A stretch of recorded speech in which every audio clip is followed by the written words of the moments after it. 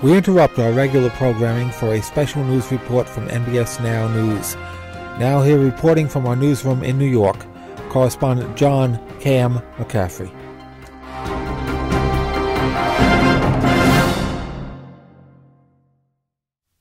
We're continuing to report the breaking news out of Fort Hood, Texas, America's largest military base. Let's go there now. And essentially, due to the quick response of the police forces, at approximately 13:30 hours today,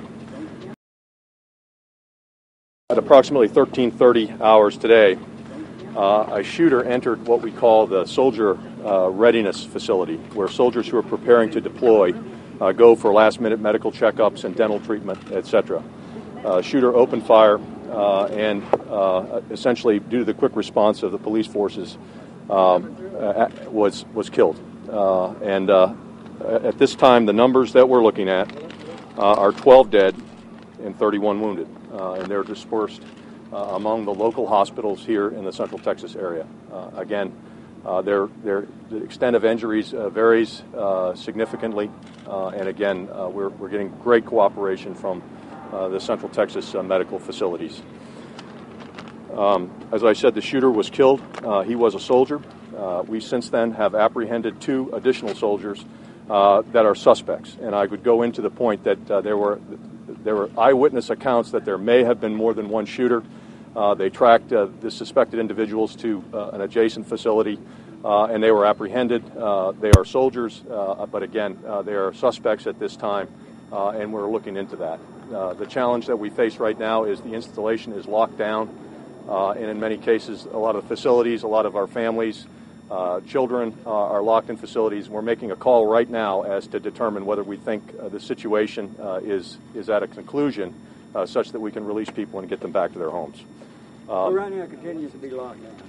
It is locked down right now, and it will be. We will err on the side of caution in terms of making sure that the situation is stabilized. We have not had any casualties. All the casualties took place in the initial incident that took place at 13:30. What is that again? That was at the soldier readiness facility. Were they working? No, the individuals involved were U.S. soldiers. All of the individuals, sir? That's correct. Was there someone arrested at a Dollar General in Killeen related to this? I do not know. I only know what's going on at Fort Hood. What's the reaction? We're talking about 12 dead here and 31. It's a terrible tragedy. It's stunning. And as I say, as I've gone around to the hospital here, as I've been at the scene, soldiers and family members and many of the great civilians that work here are absolutely devastated. What was Were the soldiers working together? What was their motive for this shooting? We don't know that right now. And again, this is all under investigation. I came out to give you a very preliminary report to make sure we had clarity in regards to the numbers of dead and wounded at this time. Were the 12 dead all shot in the same area? Were they spread out over the post? No, they're all right in this soldier readiness facility. It actually comprises several buildings in this same general area. It's, for many of you know, it's the old sports dome complex. What kind of weapon are we talking about here? There were 2 weapons involved that the primary shooter had, and both were handguns. Did he ever reload at any point, or we don't have that degree of fidelity at this point. Can you tell us what units were affected? There were right now there were a combination of units that were going through the soldier readiness profile, and right now we are meeting with the commanders and in the process of effecting casualty notification. Okay. Had there been problems with this soldier that was shooting? Say again? Was there any civilians shot in the to my knowledge, there were no children killed. The local police response forces were there relatively quickly and killed the shooter, the confirmed shooter.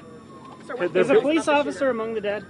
Yes, we have one police officer among military the dead. Police? I believe he's a civilian police officer. We have both contract and military police here.